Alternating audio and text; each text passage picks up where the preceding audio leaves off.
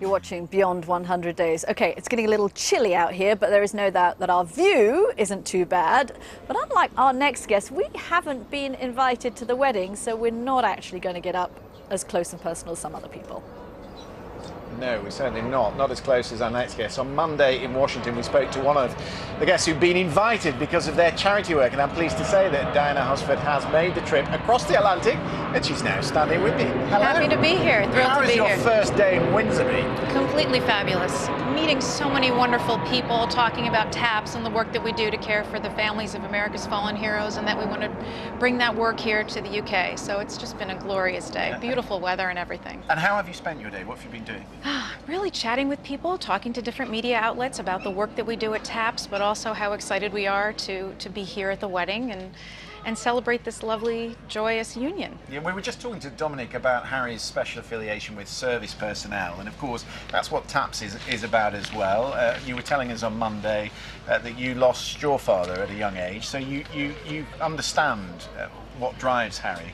I do. My father really has been my inspiration, since I was a little child, wanting to honor him. He died when I was just 13, and I mentioned on Monday his name was Harry, and being named Diana, I always sort of thought of the Harry and Diana and Harry and Diana. And we've also both started sports programs. I run a sports program for TAPS to create special opportunities for families to connect with the teams and athletes they cheered for with their fallen hero. But that's really what it's all about, is creating a world of comfort and care and hope and healing for surviving military families.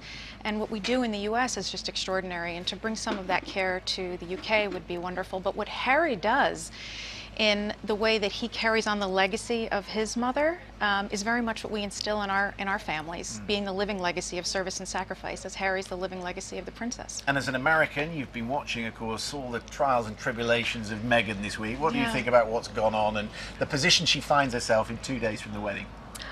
Getting married is a tremendously wonderful experience, and I feel terrible for her that her father's been ill. I mean, that's always something that's very challenging in any kind of scenario, but when the world is watching, it's certainly difficult. But I will tell you, my father passed when I was just 13, so he wasn't there to walk me down the aisle, and my mother... What were you down there? My mother. Your mother. And Did it make beautiful. a difference?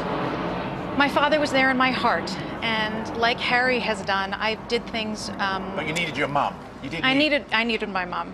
I wanted my mom, who has been my rock, my father may have been the inspiration, but my mother has been the one who's instilled in me the importance of giving back and doing good and contributing to humanity in a meaningful way. Well, you're going to see the married couple first, because you'll be in the cloisters as they come out. Apparently so, Got your camera? I do. Okay. I upgraded to an iPhone 10.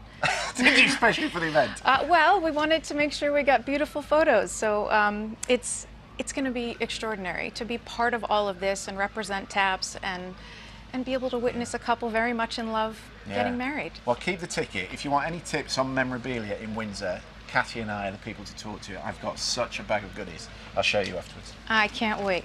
Have a lovely day. Thank you so much.